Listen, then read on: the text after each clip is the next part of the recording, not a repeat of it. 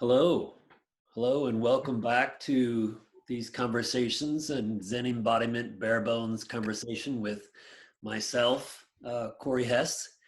And today we have Bob Schrei on. Bob has been a mentor of mine for several years here. Bob is a former Zen teacher, a Rolfer. He built his own off-grid awesome house in New Mexico. He's a painter, and he and his wife, Donna, developed something called SourcePoint Therapy. And I'm very pleased to have him here today. Welcome, Bob. Yeah, thank you. Good to be here. Oh, great, great, great, great, great.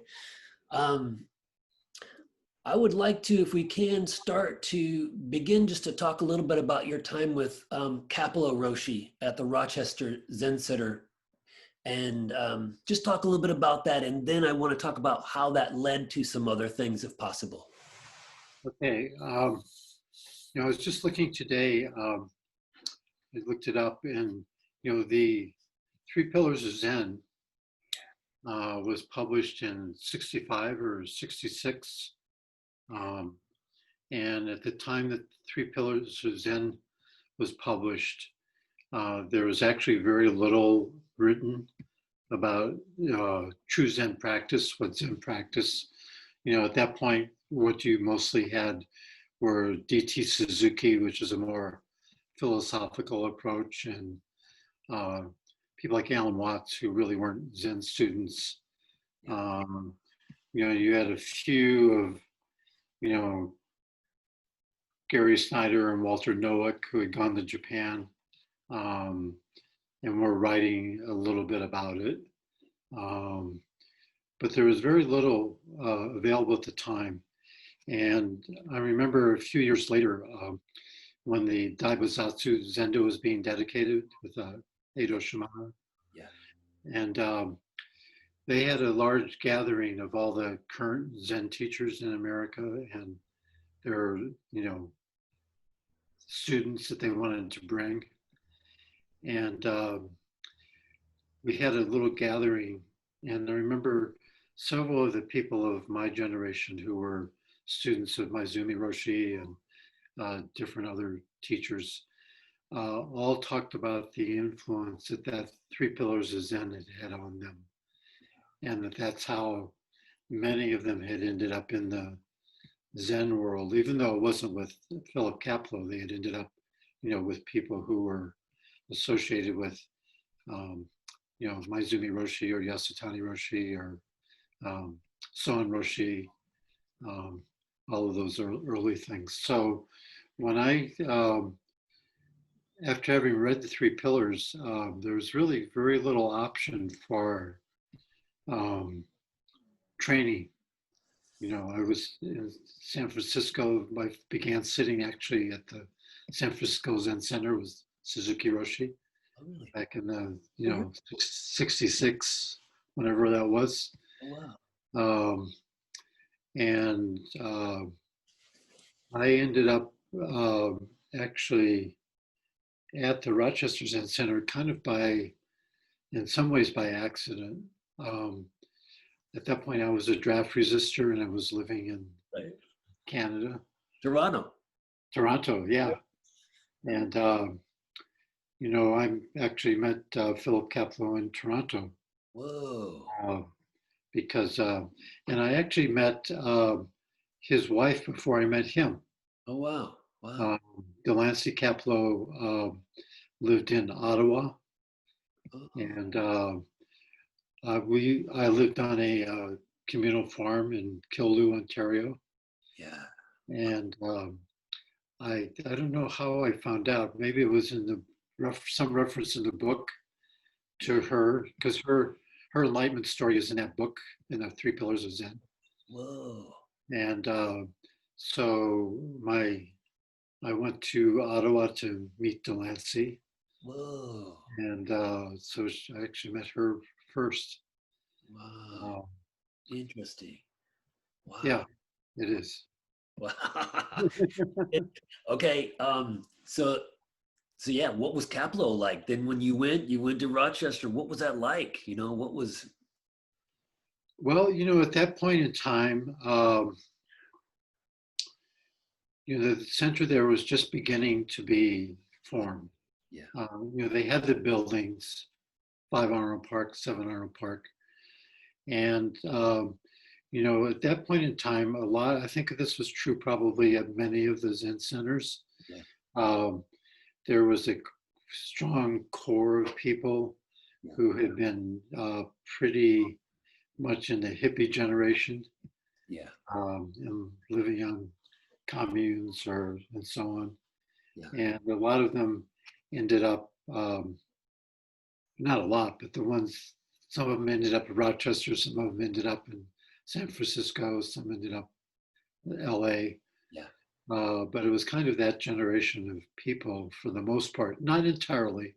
Yeah. There was a group of people who, Harry Gratwick, a couple of other people in Rochester who were older women who had read his book and invited him to come to Rochester. Yeah. And so there was a small group of, what to us at that point seemed like older people. Right.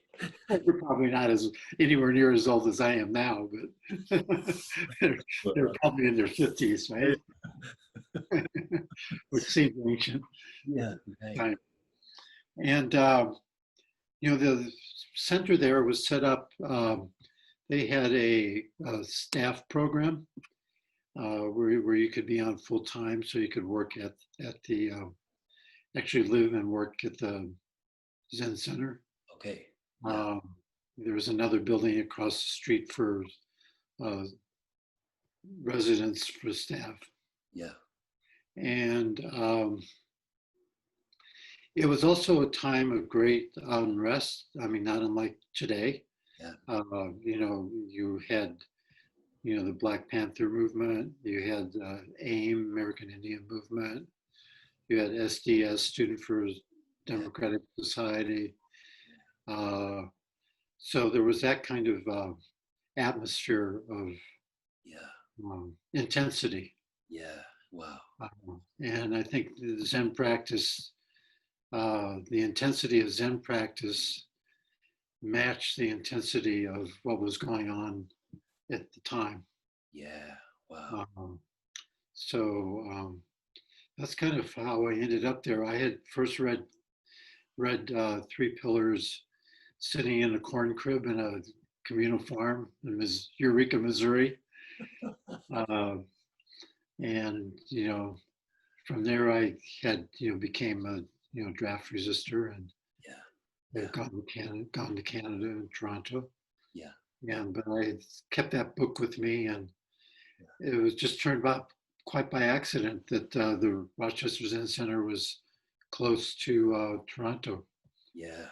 Wow. And so it was an easy commute back and forth there, and Yes.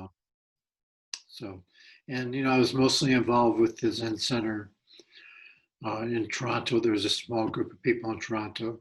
Yeah. And then when the the amnesty program came in, I came back to the States. Yeah. Right. And, went directly on to staff. Yeah. So I was on staff. And you were there like 15 years. Yeah, we were there. Don and I were both there for a full 15 years. Yeah, that's a long time. And a long time. You got to be kind of like at a teacher level. Yes. Yeah, and there's in those photographs I sent you, there was a photograph of two people. Okay. There was and one of them is myself. We're both in brown robes. Right. And the other person in that photograph was a Dharma brother named Zenson. Okay. And Zenson and I became fairly quickly the main people that ran sesshin, played jiki-jitsu, right. Pretty much were Roshi's right-hand men, so to speak. Right. And so, it was a unique time. And yeah. Okay. And then after 15 years, you were going out to Santa Fe and you were living in Santa Fe, and somehow you transitioned to leaving Zen and ended up training as a Rolfer. Can you talk a little bit about that? Yeah, it probably wasn't quite as simple as you make it sound. It was actually a very, kind of very complex affair. Uh, Basically, we had moved to Santa Fe specifically to start a Zen Center, which was the Mountain Cloud Zen Center, Yeah. which is still functioning here in Santa Fe. Um, we had a number of difficulties when we came here, buying different property and having neighbors object and having to get that property up and then go someplace else. Yeah. So it actually was the third piece of property before things started to get worked out a little bit. Yeah. Yeah. And during that time, it was all the lawsuits, all the legal things was just a huge amount of stress on the community and on Philip Kaplow and just everybody. And, I would say that stress led to some um, difficult interpersonal relationships. Yes. Yes. Yes. And I think it just became, and so the first step is Donna and our son Josh and I actually left and went to India for a year. Yeah. We went to Sri Lanka and India and Nepal and Japan. Yes. Spent some time with Harada Roshi and Obama. Yeah. Yeah. And at that point, I was actually seriously considering, Tongan Roshi had asked Yes. me to consider ordaining under him and staying in Japan. Yeah. Yeah. And doing the Zen English teacher trip that everybody did. Yeah. Yeah. And I had pretty much decided that that's what I wanted to do at that point. Wow. And then I got a phone call one morning, and Philip Kaplow called me up and asked me to come back. Wow. And take over the Zen Center in Denver and Zen Center here. Wow. At the time, I probably knew that I probably shouldn't do that. Yeah. But I felt obligated, and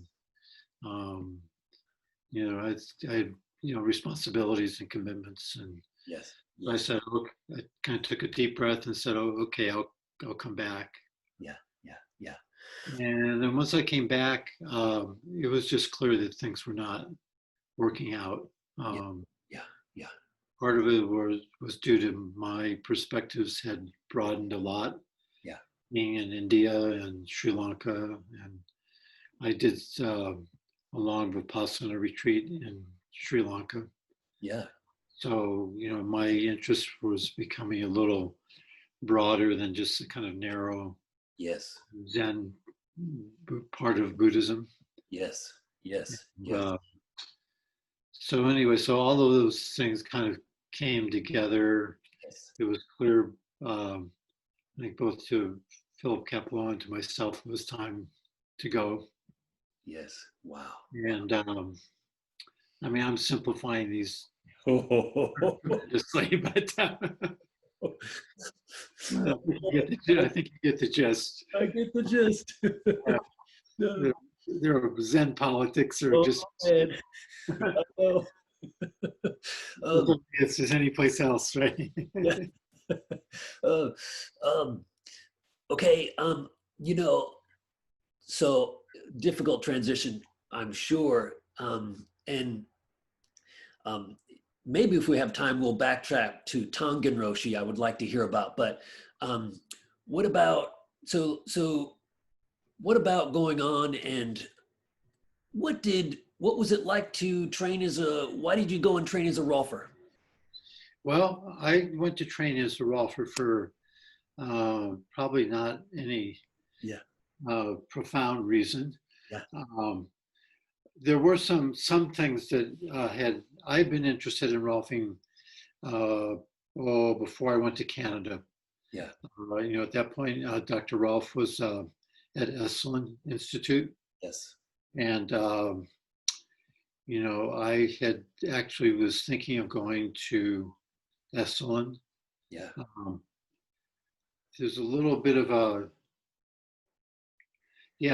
been thinking of going there, but because of my draft situation, Yeah. I thought, okay, have to get out of there. Yeah. Um, Wow. the interesting thing is that when I left this country, I ended up meeting a group of people in Toronto um, who had been a major part of this publication in San Francisco, the whole catalog. Right. Cool. And some of them had to leave the country also for the Yeah. same reason. And we all met at Rochdale College in Toronto. Wow. And so I got involved with that. Yeah. And the person who was kind of in charge of that asked me if I would edit an issue on healing. Right. And so through that job, I got to know more about Rolfing. I got to interview a lot of osteopaths and chiropractors and Yeah. radiology practitioners. So I had a, interest in healing in general long before I came to the Zen Center. Yes. And Yes. And so when I left, the Zen Center, that was kind of my orientation. I thought, okay, maybe I should go to naturopathic school. right. Maybe I should become a chiropractor. Maybe I should go become an osteopath. Right. And quite honestly, the decisions out of all those choices were circumstance. One is we had a son who was in his early teens, 10. At that point, he was probably 12. No, at that point, he was 13. Yeah. And so there was an issue of, how do I support family? And, I kind of, because of my background in architecture, Yes. I kind of gravitated towards doing construction work Right. immediately because I had several friends, old Zen friends that ran construction businesses. Right. So I worked with them for a while. And in terms of trying to figure out what to do from then on, this is actually how a lot of things happened for me. Two things happened. One is there was Jan Sultan Yes. lived in Santa Fe. Okay. His kids and our son were in the same school. Oh, really? So I knew Jan as a parent, and we used to take kids hiking. Okay. Wow. So I knew Jan outside the Rolfing community. Yes. Yes. And he was in the process of doing, I think, the last advanced class that he taught here in Santa Fe. Yeah. And we offered to host somebody who was in that training. And we were sitting at a breakfast table one morning, and he looked at my hands and said, "You should be a Rolfer." Bob's got huge hands. Look at Yeah. Bob's. They're huge. So that was kind of it. It's like I didn't, I certainly had an affinity for healing and wanted to go in that direction. But what opened up was that suggestion, and then Jan said, "Oh, if you want to, get in, I'm going to teach one more basic class. Yeah. In this next spring." He said, "I can help you. Yeah. Work towards that if you want." Right. Right. right. And so jam was a big piece here for me. Yes. Wow. And um, so yeah, and I kind of just went with the flow of things. I've kind of never, I don't know, I think it's just good karma. I've never really like struggled with, okay, how do I manifest Yeah. this? Yeah. Um, Yeah. it's just like, okay, what's next? Yes. Yes. And I kind of just rolled with it. I mean, the kind of situation of leaving the Zen Center for many people would have been traumatic, or, well, it was traumatic. Yeah. And a lot of people don't know where to go after they've spent that much time Yes. involved. Yes. And for me, it was just like I didn't spend much time trying to figure anything out. Right. Right. It was like, okay, construction job, Yeah. You're right. you know, make some money. Yeah. Right. Right. Yeah, Rolfing, yes.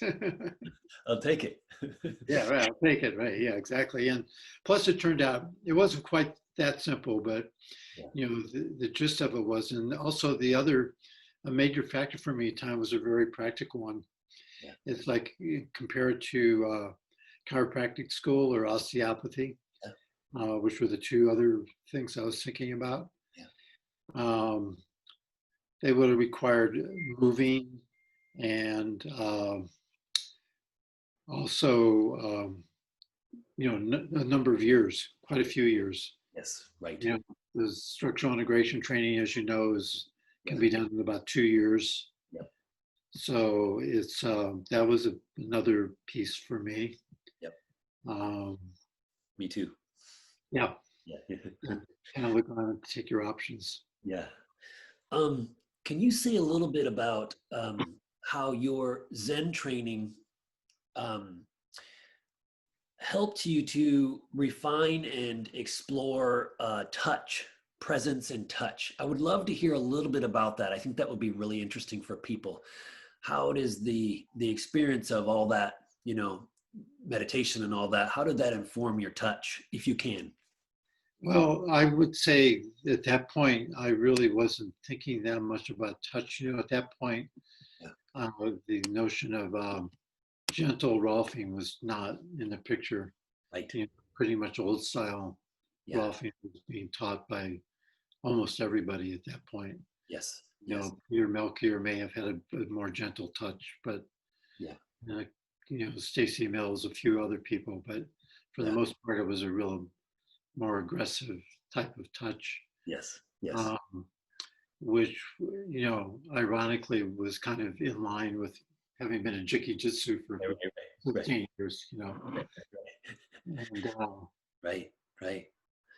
Um, and I didn't realize at the time, I mean, once I started Rolfing, um, I had a number of clients who had sessions by all kinds of other people, and they said, "You're not doing the same thing that anybody else is doing at all."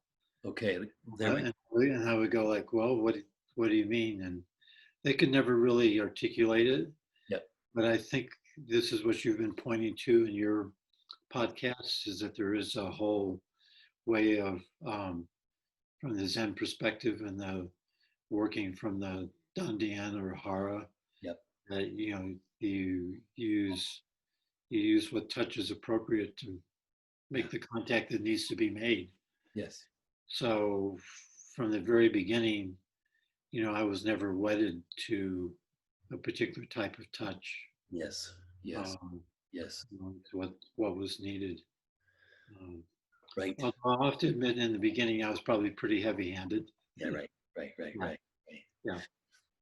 Um, okay. So part of what I love about Bob and Donna are that they seem to have integrated a lot of this into their lives, and they a lot of people who go and do training, they do kind of struggle with learning how to communicate that in the world. And one thing that drew me to both of them is this: they seem to have found a way to express that and to bring that into life. But I think, Bob, you also went and studied a lot of things after that, you had a lot of other experiences that informed your life, which, so I'd like to hear a little bit about that, other teachers, other experiences, other, trainings or whatever that helped you to eventually develop SourcePoint. Yeah, so actually my very first training was with when I was still at the Zen Center in Rochester, and I did a Polarity therapy training with Pierre Panettiere. Right. Pierre was one of Dr. Stone's first major teachers. Okay. He was really close to Dr. Stone. Yes. And so I had a background in energy work. And also at that time, while I was at the Zen Center in Rochester, there was a man there who introduced me. He had lived in London during the early Scientology days. Whoa. And had met this man named Malcolm Ray. Yeah. Malcolm Ray was a radionics practitioner. Right. In London. And so I had been introduced to the whole field of radionics, which is also an energetic medicine. Yeah. So I had a real interest in energetic medicine. I decided not to go in that direction when I became a Rolfer, just because I wanted something that was more physical. Yep. Yep. And down to earth. Yep. Yep. And even though I did study homeopathy and other things. Yeah. So after leaving the Zen Center, I kind of just migrated back towards, all those interests I had in healing. Yes. And, at that point in time, Rolfing was not so oriented towards manual therapy and biomechanics. Here we go. Right. Yeah. And, Tom Wing, who's one of my teachers, said, oh, yeah, the best Rolfers are people who have a background in the crafts and the arts. Right. Not in science and right. Massage and so on. Right. So it was a really different atmosphere when, and it was really common for, at that point in time, for people to work with their clients with their dreams. Right. Or, with journals, a more, what I would say, holistic approach. Yes.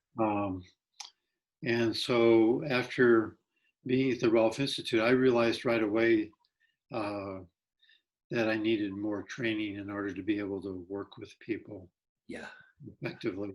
Yes. And I also realized that Donna and I had both been doing a lot of reading and studying about trance phenomena.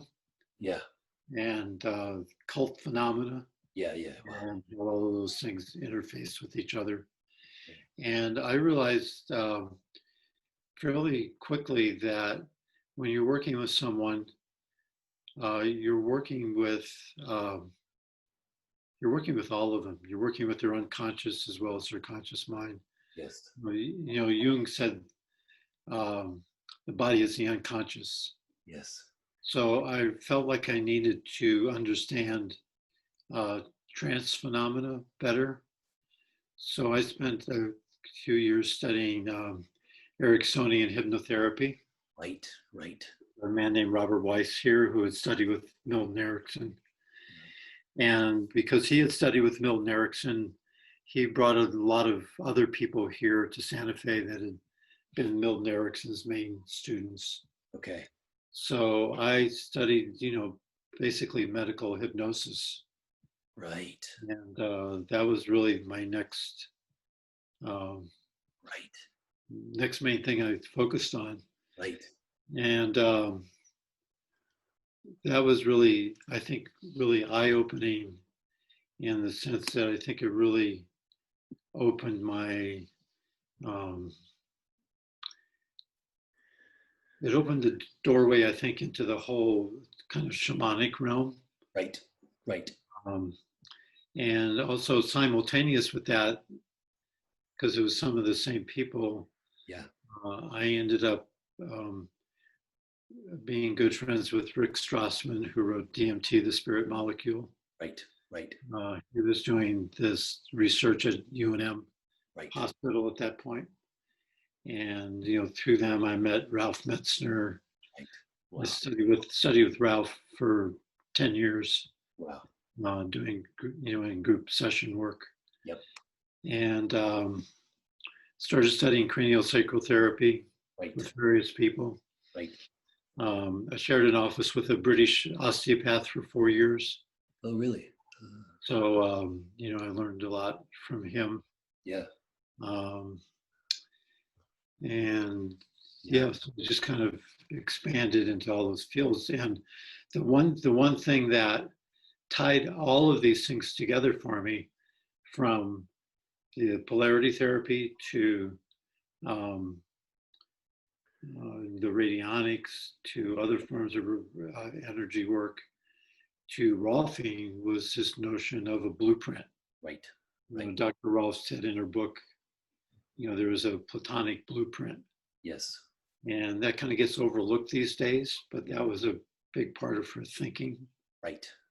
And, you know, she said in her initial book, she said, perhaps there is an energetic pattern that is untouched by the vicissitudes of life, by trauma.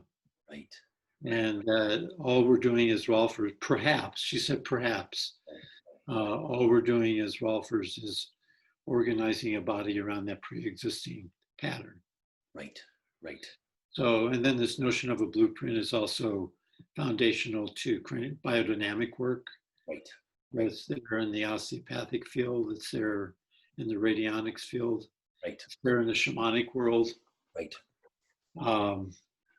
So I also, you know, probably through Rick Strassman and Ralph Metzner, I ended up doing a lot of psychedelic work, shamanic work, and going to Brazil and, Right. you know, kind of being on that path for quite some time. And so all of those things contributed to what eventually became SourcePoint. I wrote a paper about this a couple of years ago, and of SourcePoint Therapy, and you know, what I was discovering was, and we talked about this, is that the shaman originally was, you know, they weren't just a healer. They were a musician. They were an artist, right? They were a healer. All of these things. So at one point, you know, this idea of healing was not just this one thing. It was about a context, right? Yeah. And Bob, trained as an architect and a painter, you know, so I think bringing all that also to the table was this different view of what, you know, organizing around this blueprint would be and healing. So, so then, okay, so that started to become something which later became SourcePoint. Yes. Okay. Yeah. Cool. And that was a long process, right? Yes, it was. It was a long process. It wasn't overnight.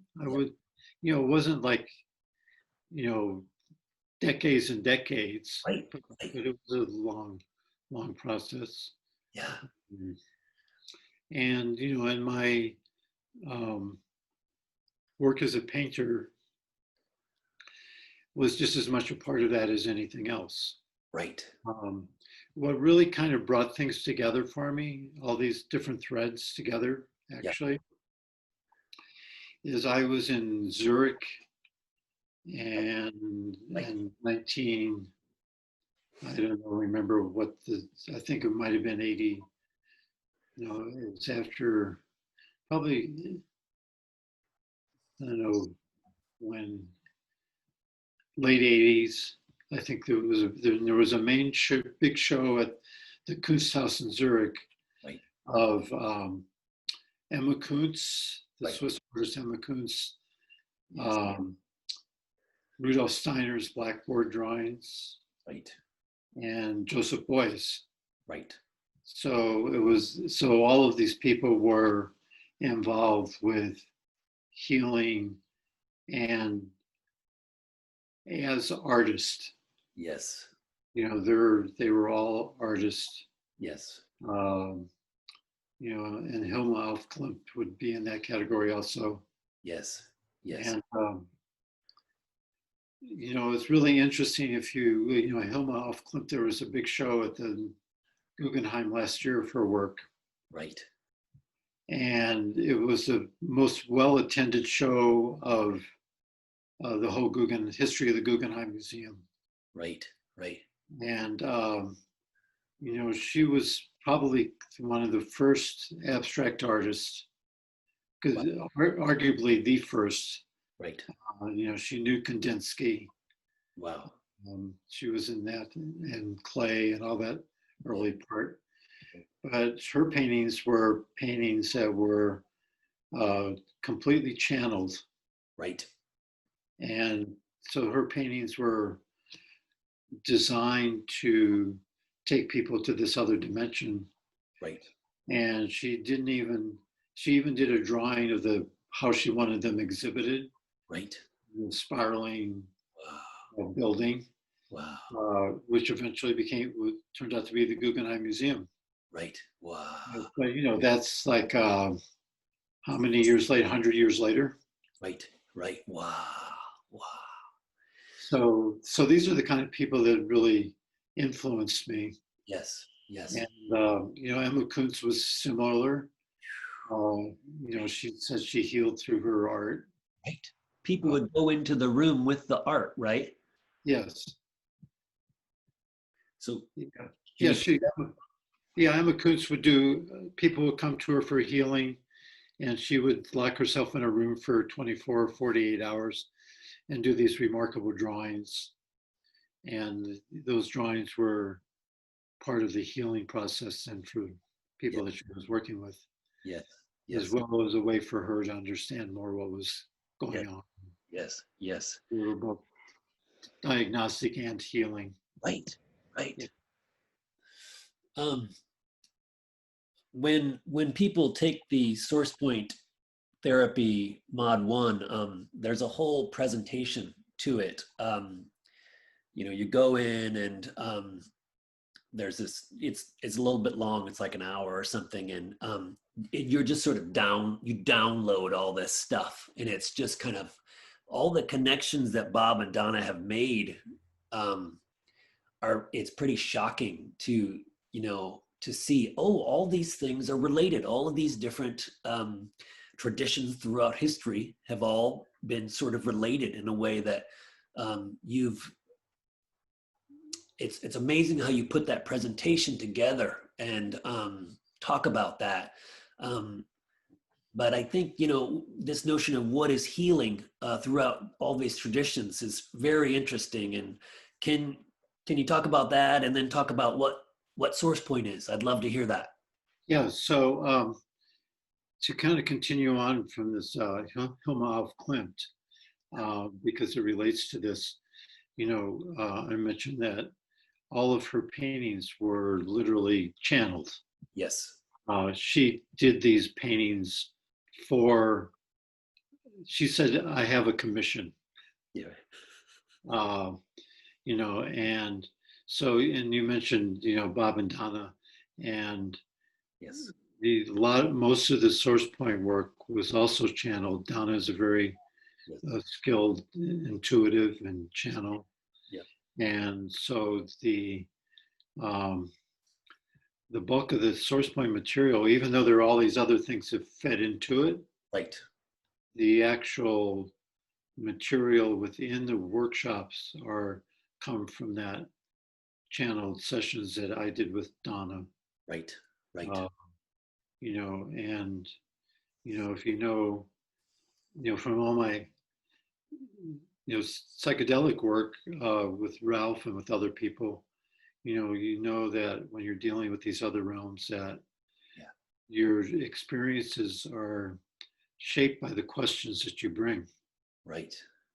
So the uh, information that was coming through was very much being shaped by the questions that I had, my background, Yes. Don's background, uh, and so on. Yes. Um, so it wasn't like I sat down and tried to figure Yes. SourcePoint out. Right. SourcePoint was basically given to Donna and myself. Right. Right. And it was our responsibility to um, codify it, put it in order. The 3 workshops are pretty much in the order that the material came through. Right. So we're not trying to hide that fact. In fact, what I've seen is there have been so many difficulties, like say for within the structural integration world, Yeah. where there are people who say that the Rolfing work was channeled information. Right. And, the attempts to Right. minimize that and hide it and make it fit in the scientific worldview Right. leads to a lot of really messy energetics Yeah. in the community, which I think are still there. Yeah. Wow. Not just at the Rolf Institute, but Right. in the whole structural integration community. Right. Can you talk about what you do in a SourcePoint session in in a few minutes, what that's like? I think that would be really helpful for people to kind of get a sense of what it is. Yeah. So SourcePoint, first of all, is just a name. You're right. Um, you know, but it's in many ways, SourcePoint is identical in my mind to the stated goals and principles of structural integration. Right. So while we're working with the basic premise of SourcePoint is that there is an energetic blueprint for the health of the human being. Right. And this is not a new notion. Right. There have been books called The Pattern of Health. A lot of traditional cultures talk about pattern of health. Yes. The relationship between pattern and health. Yes. And so none of those are new ideas. So, but the thing that is different is that what came through is that this pattern of health or blueprint can be accessed through points in the field around the body. Right. Right. So those points around the body are what part of what was brought through. Yes. And there are points that have the specific function of connecting to that blueprint of health, different aspects of that blueprint of health. Yes. Yes. Yes. And another assumption there is that, which is also there in Dr. Rolf's teaching, and it's there in the biodynamic teaching and the osteopathic teaching, is that this, what we're calling the blueprint, is sentient. Right. And that it has its own intelligence. It knows where to go in the body. It knows what to do. Right. And so in that sense, as a practitioner, we're simply there to help it do its work. Right. And that blueprint knows you personally as a therapist. Yes. So a session that you do will look different than a session that I do. Right. Right. Because you have different skill sets. Right. And so you'll be bringing those skill sets present in a session also. So, so what a SourcePoint session looks like depends on the person doing it. Mm-hmm. And even more so, it depends on what's needed by the person you're working with. Right. Right. Right. Because the next question, the obvious question is, okay, if there is a blueprint of health, what's keeping it from manifesting? Right. Right. And so in the SourcePoint work, we learned to scan the body with our hands to find out where those blockages are that are keeping that from blossoming, from that flowing. Right. And in that sense, it's a very, in some sense, a Reichian approach, Right. Working with the blockages that are keeping the orgone energy or vital life force from manifesting. Right. The difference is that in the SourcePoint work, we don't have a um, protocol in the sense of you do this first, you do this session first, this session next. Right. There's not a concept of how that unfolds. Right. How that unfolds is determined entirely with your scanning. Right. Right. Right. So with the scanning, we're looking at where's the primary blockage that's obstructing the flow of information in the blueprint. Right. And so the definition of health would be then The free flow of that information of the blueprint.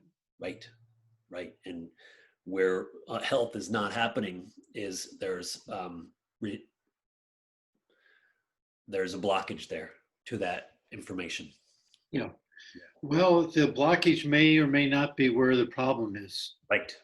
I mean, I think that's one of the things that we learn as structural integrators. Right. Go where it's not. Right. Right. Right. So and the same is true of a blockage. Just because somebody has a bad neck Right. doesn't mean the blockage is in the neck. Probably Right. not. Right. Right. Right. Mostly not. Right. So Yeah. so, and what I look at, the way that I look at it is that every discipline, whether it's structural integration or acupuncture Yes. or osteopathy or modern medicine, Yes. everybody has indicators that they've done a good session. Yes. So an acupuncturist goes like, oh, your pulses are balanced Right. now, or you've got shen in your eyes, right? Right. Those are really common. So from my point of view is that if you're working directly from the perspective of the blueprint, Yeah. ideally, all of those things show up. Right. Right. Which is why you can use the structural integration, the SourcePoint approach, right. to do non-formulaic and advanced structural work. Right. Right. Right. And the other thing I think that people have seen is that energy precedes structure. Right. Right. So, and this is where it got to be a little challenging for people because when we did classes together, they would see these remarkable structural changes. Right. That were only supposed to be happening if you did a 10 series. Right. Right. Right. But they would be there after one session or two sessions. Yes. Yes. So I'm still in SourcePoint. I'm still using right. Those indicators for health. Yes. Yes. That everybody uses. So good movement pattern. Right. Right. Right. Good alignment. All of those show up just as well from working from an energetic perspective as from a structural perspective. Right. Right. Right. Well, it makes if you're a structural integrator, yeah, it makes your work a lot easier. Right. Right. Yeah. Maybe we'll say a quick bit about the distance work, which seems to have been a nice thing to be able to do during this time, during the whole COVID-19 time. There's a distance work aspect to this, and I have personally found it very effective and shocking at times, and in some ways more straightforward than the in-person sessions. I just, it's been really amazing. Yeah. And that's a flip for a lot of people. A lot of people, again, hands-on, simple, okay, I'm doing this. But in a way I've found, this is doing this distance work, dealing just with the energetic blueprint, is actually there's less to work, less in the way. It's clearer. Okay, I'm working with this person. Yeah. Yeah, I think I agree with you completely. I think it can often be even more dramatic. You know, I'm just saying that, you know, it's quite remarkable sometimes what Yeah. happen when you're working purely at the energetic Right. level. Right. Uh, you know, and that brings up another question, this whole dialogue within this SI world Yeah. of, you know, are we doing just fix it work? Are we doing a 10 series? Do we have a bigger perspective? And we're not really interested in the details, Right. which is how some people think about it. Right. And from the SourcePoint perspective, you can do all of them. Right. You know, my basic assumption is that anything people come in with is a result of energy blockages that are keeping this blueprint from flowing through their body. Yes. Right. Great. Whether that's writer's block or a headache or a ski accident, Right. it's the same principle. Right. And people will come for different reasons. They'll come, you know, I want to be more spiritual, or I have a knee problem, or right. I want to be more creative, right? Yep. Interesting. Let's close it up. So do you have anything more you'd like to add today? It's been really informative, I think, and I think helpful for people to get a sense of your journey here. What else would you like to say today? Well, you know, for me, I was thinking about this. For me, my connection with art is really an important piece. Please. And people used to always ask me, well, what do you do to build your practice as a Rolfer? Yeah. You know, do you advertise? Do you do lectures? And I would always say that if my practice is slow, I just paint. Yeah. And then the phone call starts ringing.